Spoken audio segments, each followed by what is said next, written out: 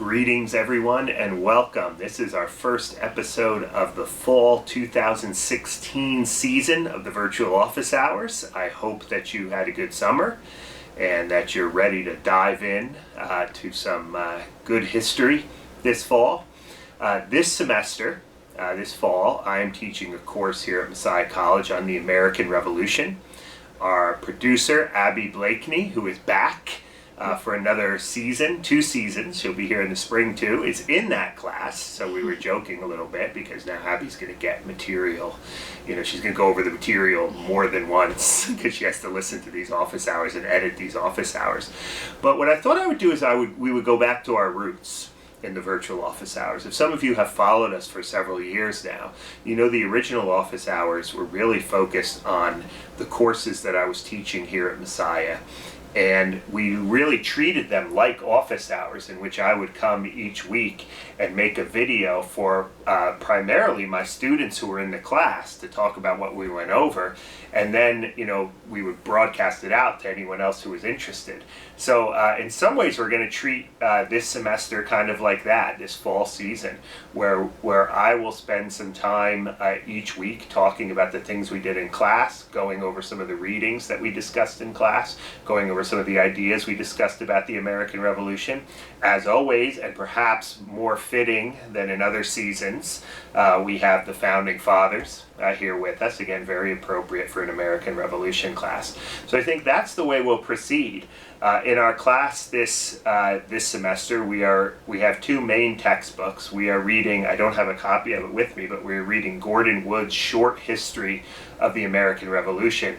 And the bulk of our reading, Ben Karp, my friend Ben Karp, if you're out there, I think you'll be happy to see that we are using major problems in the era of the American Revolution, 1760 to 1791, documents and essays edited by Richard Brown and Benjamin Karp.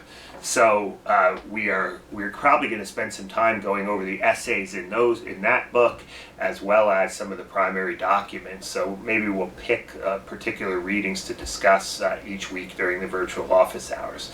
We've now had 2 class periods, and the first class period that we really got into some content, we discussed the historiography of the American Revolution.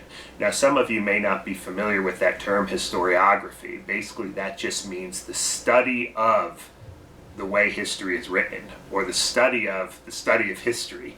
So we went through all the various different approaches to at least 19th and 20th century approaches to the way historians interpreted the American Revolution. Things like the Whig interpretation and the progressive interpretation associated with Charles Beard and his economic interpretation of the Constitution, the imperial and the consensus views. And then we read essays, one from Gordon Wood, which was an excerpt from his book Empire of Liberty. And then we read part of an article by the historian Alfred Young, one of the more neo-progressive historians, arguing or trying to decipher whether just how radical or how revolutionary the revolution actually was. So this was one of the driving themes of our discussion, right? How radical or how revolutionary was the American Revolution? Both Gordon Wood, who in many ways represents what we refer to as a neo-Whig interpretation of the American Revolution, has always argued that indeed, and this goes back to a book he wrote in early 1990s called The Radicalism of the American Revolution. And there he argued that the American Revolution was an incredibly radical and revolutionary movement. Granted, Wood argues, the revolution did very little immediately to solve some of the social inequality that dominated colonial life. In other words, while the revolution talked about all men being created equal, and that was the idea as embedded in the Declaration of Independence, right, freedom, liberty, those things were not immediately applied to, people in poverty, artisans, some farmers, Native Americans, African Americans, women. I think, as I said in class, On July 5th, 1776, women suddenly didn't get the right to vote. That took time. So what Wood argues is that the American Revolution was revolutionary, not for what happened in the immediate decades, like the 1770s and 80s and even into the 90s, the immediate decades following the American Revolution, but the revolution set into formation, or set the stage for the application of liberty and freedom that would ultimately prosper in the 1830s, in the so-called Age of Democracy. So for Gordon Wood, the American Revolution is a long process. It's a transforming, or evolving, I should say, process.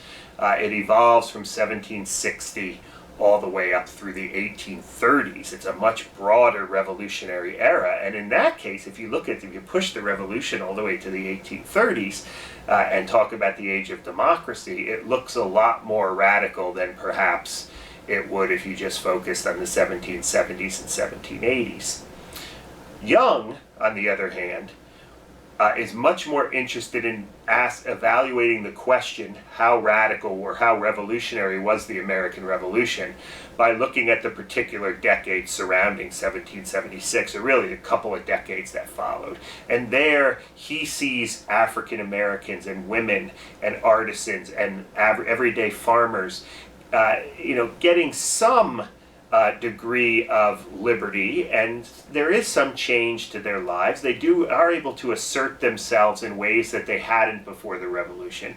But on the other hand, certainly they do not have the opportunity to experience liberty and freedoms that we know today immediately after. So Young concludes that it's really hard to answer whether or not how radical or how revolutionary the American Revolution actually was. And he criticizes Wood, because Wood has to stretch this all the way out to 1830 in order to make the radical argument work, while Young by doing that, Young is saying you're neglecting the historical analysis of the 1780s and 90s, the actual historical period when the revolution happened.